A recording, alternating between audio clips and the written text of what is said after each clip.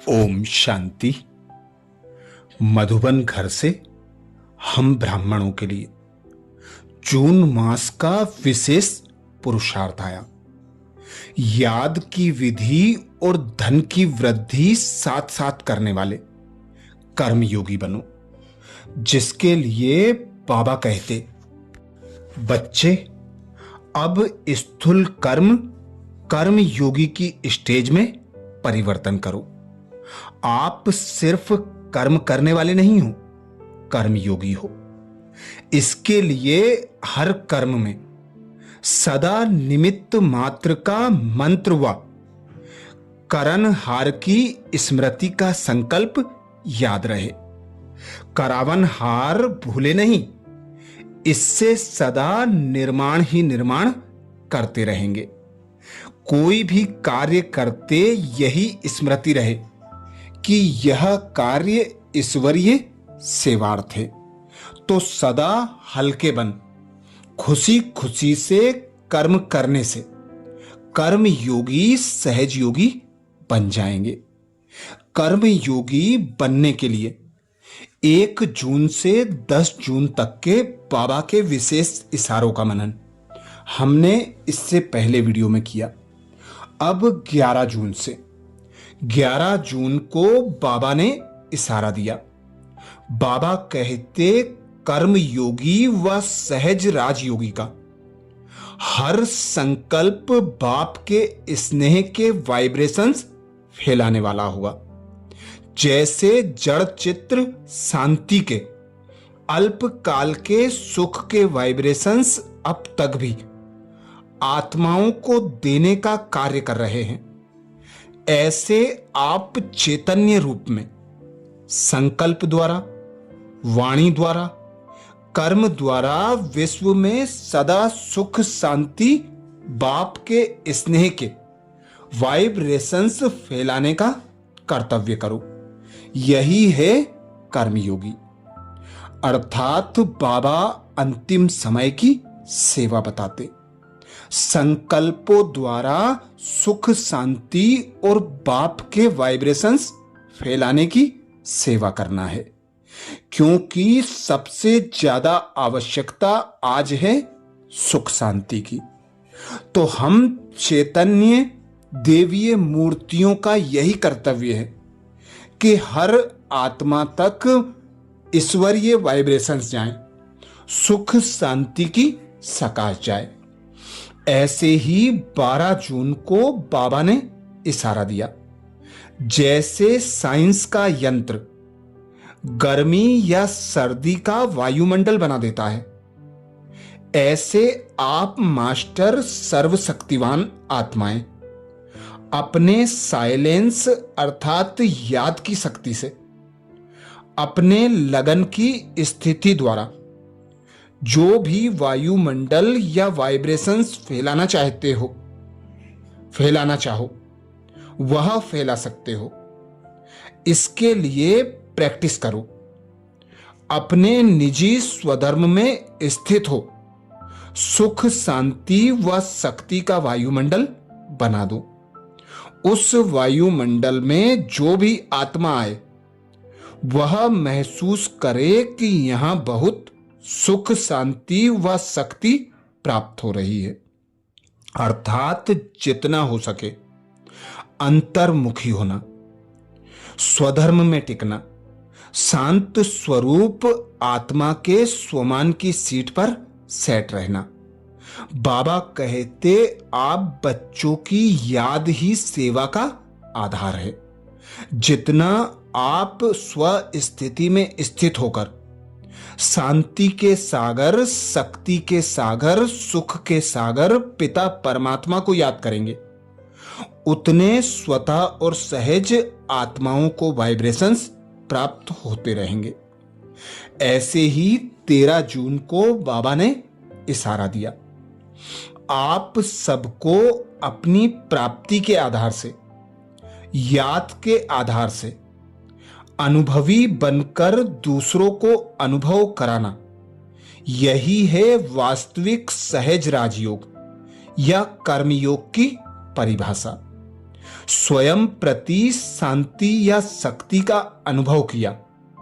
यह कोई बड़ी बात नहीं है, लेकिन अपने याद की शक्ति द्वारा अब विश्व में वाइब्रेशंस द्वारा वायुमंडल बनाओ। तब कहेंगे नंबर 1 सहज राजयोगी कर्मयोगी। जिस प्रकार ब्रह्मा बाबा परिस्थिति प्रमाण रात रात को जगकर सकाश देते थे, ऐसे ही बाबा कहते अब आप बच्चों को यही सेवा करनी है।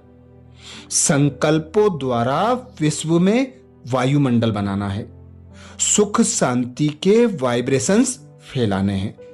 यही नंबर 1 सहज राजयोगी कर्मयोगी का कर्तव्य है।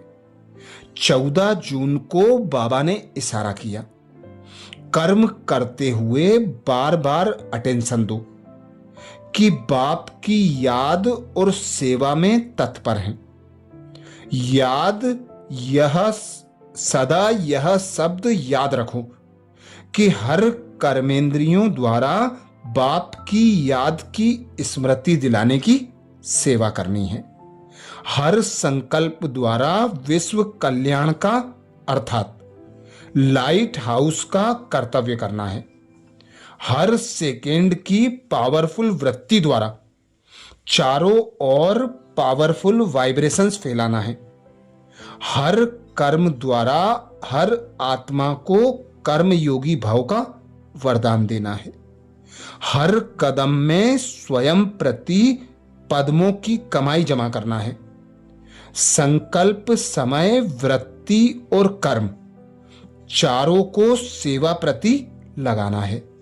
यही है कर्मयोगी स्टेज।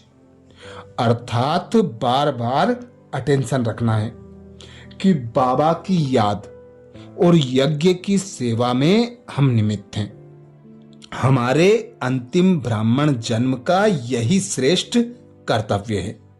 हर आत्मा के प्रति शुभ चिंतन चलता रहे, शुभ भावना, शुभ कामना के वाइब्रेशंस फैलते रहें। 15 जून को बाबा ने इशारा दिया, कर्म योगी का हर कर्म चरित्र के समान गायन योग्य होता है। हर कर्म की महिमा कीर्तन करने योग्य होती है। जैसे भक्त लोग कीर्तन में वर्णन करते हैं कि इनका देखना अलौकिक, चलना अलौकिक। हर कर्म इंद्रियों की महिमा अपरम अपार करते रहते हैं। ऐसे हर कर्म महान और महिमा योग्य हों। हर कर्म त्रिकालदर्शी बन करने से कभी भी कोई कर्म विकर्म नहीं हो सकता, सदा सुकर्म होता है। अर्थात जिस प्रकार सर्कस में कलाकार कोई भी कर्तव्य करता है तो उसके हर कर्तव्य में कला दिखाई देती है, ऐसे ही बाबा हम बच्चों को संगम युग पर 16 कला संपूर्ण सर्वगुण संपन्न संपूर्ण निर्विकारी मर्यादा पुरुषोत्तम बनाने आए। इसीलिए बाबा कहते आपके संकल्प, बोल और कर्म में चरित्र दिखाई दे, अर्थात हर कर्म से कला प्रत्यक्ष हो, महिमा गायन और कीर्तन योग्य हो। यह तभी होगा जब आपका हर कर्म त्रिकालदर्शी बनकर करना होगा। ऐसे ही 16 जून को बाबा ने इशारा दिया, कर्म योगी आत्मा सदा साक्षी दृष्टा बन। कर्म करने के कारण किसी भी कर्म के बंधन में कर्म बंधनी आत्मा नहीं बन सकती। कर्म का फल श्रेष्ठ होने के कारण कर्म संबंध में आते हैं, बंधन में नहीं। सदा कर्म करते हुए भी न्यारे और बाप के प्यारे अनुभव करते हैं। ऐसी न्यारी और प्यारी आत्माएं अभी भी अनेक आत्माओं के सामने दृष्टांत अर्थात एग्जाम्पल बनती हैं। उन्हें देखकर अनेक आत्माएं स्वतः ही कर्मयोगी बन जाती हैं। इसीलिए बाबा सदा स्मृति कराते कि तुम सृष्टि रंगमंच पर हीरो पार्टधारी हो। तुम्हारे जो भी कर्तव्य होते हैं, कर्म होते हैं, उन्हें देखकर हर आत्मा कर्म करती है। तो आपके कर्म न्यारे और प्यारे हों, हर आत्मा को शिक्षा देने वाले हों। 17 जून को बाबा ने इशारा किया, जैसे साकार में कहीं भी आने जाने की सहज प्रैक्टिस हो, जैसे साकार में कहीं भी आने जाने की सहज प्रैक्टिस हो गई है, ऐसे ही आत्मा को अपनी कर्मातीत अवस्था में रहने की प्रैक्टिस हो। अभी अभी कर्म योगी बन कर्म में आए, कर्म समाप्त हुआ, फिर कर्मातीत अवस्था में चले गए। निमित्त मात्र कर्म करने के लिए कर्मयोगी बने, फिर कर्मातीत।